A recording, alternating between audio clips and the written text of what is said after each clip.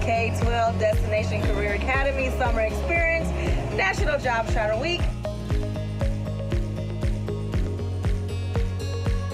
Job shadowing is a really important aspect of job seekers' path on getting to the job that they want. Job shadowing can show them the type of environments that they would be working in. I got to take a tour, or behind the scenes you would say, to the towel company. It was super amazing. I got to meet great people. With Destinations Career Academies, it's wonderful because, number one, you're getting students that are interested in certain fields. So to give them experience in different things earlier is just tremendous. It's a good opportunity for you to explore your career and your college opportunities more so that you can pursue the career you want to be in. Career and technical education gives students the opportunity to get their hands on training and learning starting in high school and carrying that forward to the post-secondary world. Destinations Career Academies not only is giving these students the ability to explore these different industries earlier, which again, getting the early experience is key, and DCA is definitely doing that. We first started meeting with Leilani Brown of K12 earlier this year, and when she brought us this opportunity to partner on the Job Shadowing Week, we thought it was a perfect partnership with K12 education. And we've been very excited to offer our connections and our support to K12 during this week, and look forward to a long partnership. We owe everything to K12. They're a much bigger fish than we are. To be able to see the potential of what we can do and be able to give us the resources and tools to serve them and to serve their students is a blessing and an honor.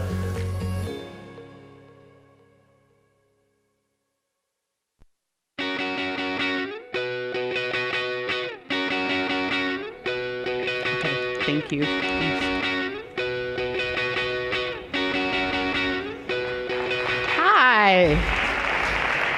Hi, everybody. My name is Leilani Brown, and I am Senior Vice President of Strategic Partnerships and External Engagement for K12. K12 is the largest and leading online learning company serving kindergarten through 12th grade students in the United States. We have over 122,000 students enrolled in our programs in 70 partner schools, over 32 states, and more than 5,000 teachers, and I'm really proud to work for a company that is really transforming education, public education, and doing it at scale. Over the last year, and certainly over the last several years, I've had the opportunity to engage with a lot of people, many of them parents, and I myself am a parent. And I find that parents have two things in common, in fact. And they are these two things, and economically disadvantaged parents as well as well-to-do parents. I've even had the opportunity to chat with a billionaire. So we have these two things in common, and let me know if you agree. The first, that almost all parents, if not arguably all parents, want to create a greater set of opportunities for their kids than they themselves had. Okay, I'm seeing a lot of shaking heads in the room. The second is, while parents are happy when their kids graduate from high school, and reasonably happy and proud when they graduate from college, they are over the moon when they get a job. Right? You can clap for that, right? And that is important to remember, because it's a signal not only that they've done something right and a set of circumstances were right, but also that they're ready to launch, and it's an indicator of self-sufficiency. One of the things that I think that is important to start talking about is what the high school experience is and what the middle school experience is. And it is an unfair and unreasonable expectation that we have our students enter life after high school, enter, survive, and even thrive with the same high school education that many of us had 20, 30, or 40 years ago. And high school hasn't changed much. And one of the things that we're doing at K12 through Destinations Career Academy is really reimagining high school and providing a very different platform, and we recognize that the future of work starts right now. I want to talk about the talent gaps from a specific numerical perspective and share with you a few stats that really keep us up at night when we start thinking about it. Last year, we started to talk about new jobs being on the horizon, and we're really excited about that opportunity for us as a country.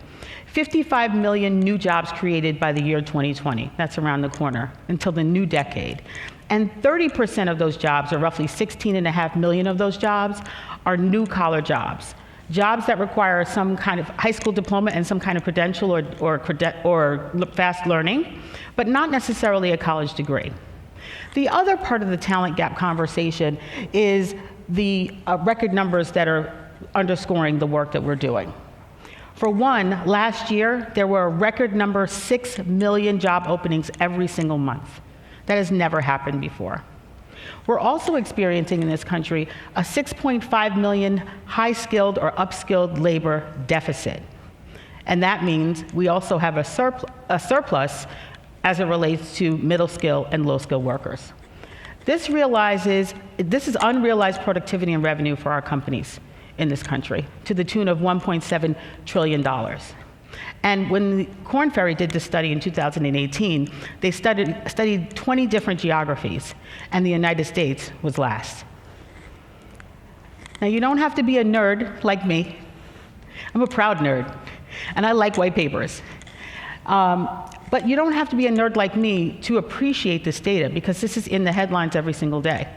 These are recent news articles, or at least they were published this summer, and we could start talking about one of our largest employers, Amazon, and they're coming to this area.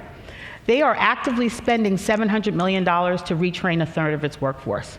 I talked to an Amazon executive earlier today, and they shared that they are proactively training their workforce that will lose their jobs to automation in the warehouses, and training them in the warehouses in fields like healthcare.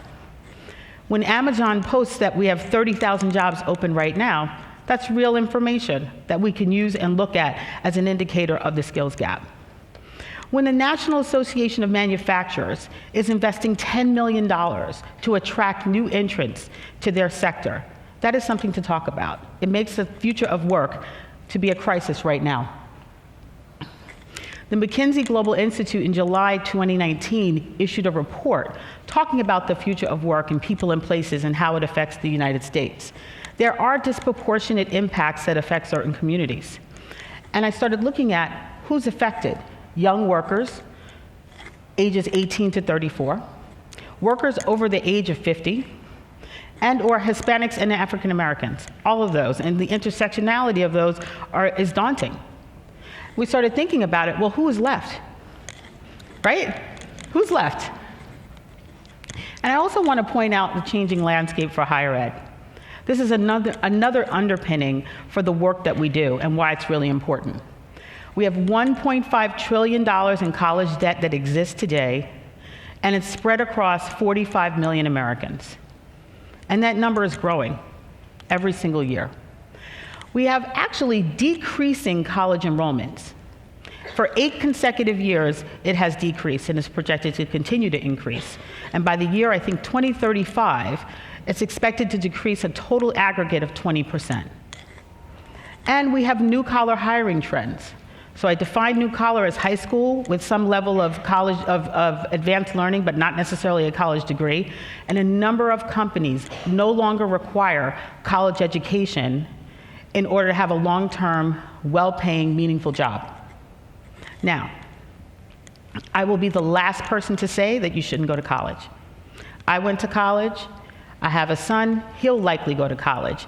And I'm sure that a good majority of this room experience some level of career mobility and upward mobility as a result of their higher education. Actually, can I see a show of hands if you went to college, associate's degree, graduate degree, bachelor's degree? Let the record show, everybody, right? But I want us to consider this, and this is very, very important. If we're going to address the future of work, we have to stop stigmatizing the high school to career pathway.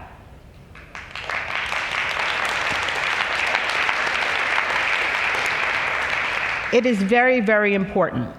There are a variety of ways to have a long-term, well-paying, meaningful job.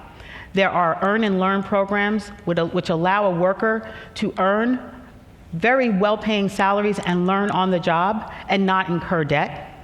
And there are a variety of people who have different starts. So I'm not indicting college, and we provide some college support and resources, but we recognize that one size does not fit all. So what are we doing at K12? Well, we have a growing division of Destinations Career Academy, which is a set of secondary high school programs and curriculum to prepare workforce-ready graduates, whether their next destination is college or career or both. It is a high school diploma. It is also guided career exploration, and what I and my team do is we work with business and industry to create partnerships so that our students have exposure to the workplace. This is not, ladies and gentlemen, your grandfather's vocational education. We have an expanding national footprint. This year, we've enrolled 13,000 or more students in our Destination Career Academy programs across 20 different states.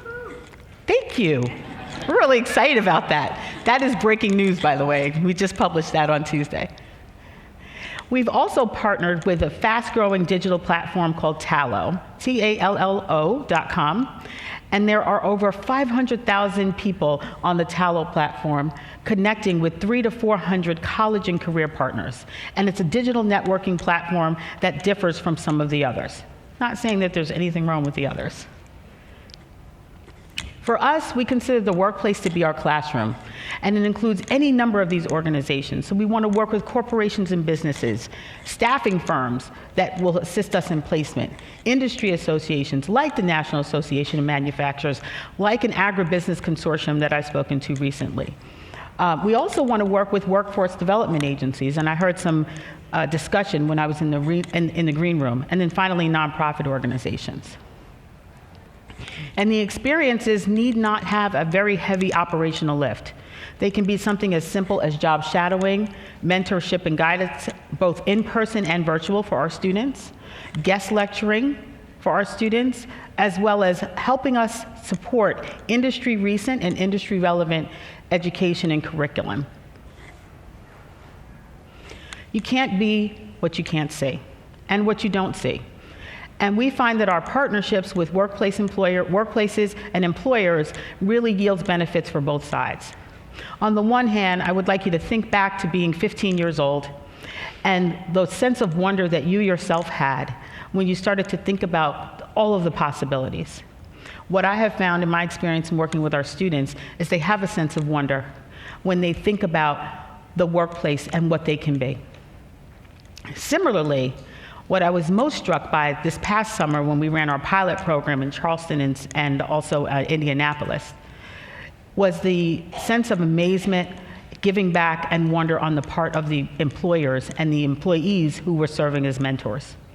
I remember a gentleman from Cummins who told a story about his own career outpacing his father's.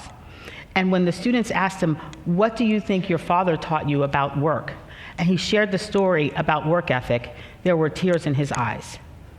And so it's a mutually beneficial relationship with our workplace employers and also our students. And it's really hard to break them up at the end of the day. This is a model where we all win. Employers, business, and industry have an access to a Generation Z pipeline that is ready and ambitious and trained for the workforce. And we're also providing access, exposure, and equity to those who are underrepresented.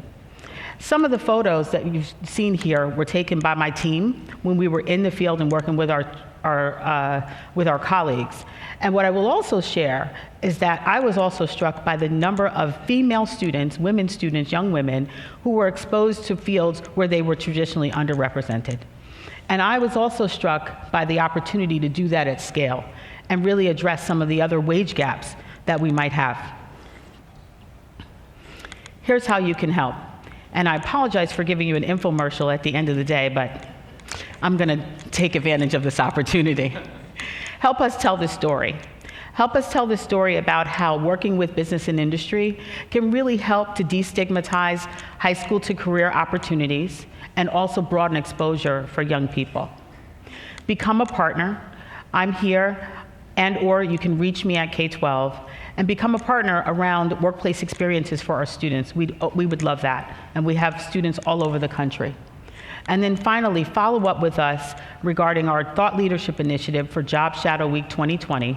You can go to jobshadowweek.com and you can register and receive information about how you yourself can implement a job shadowing program this summer, the week of July 13th, 2020, and expose young people to the world of work. Thank you.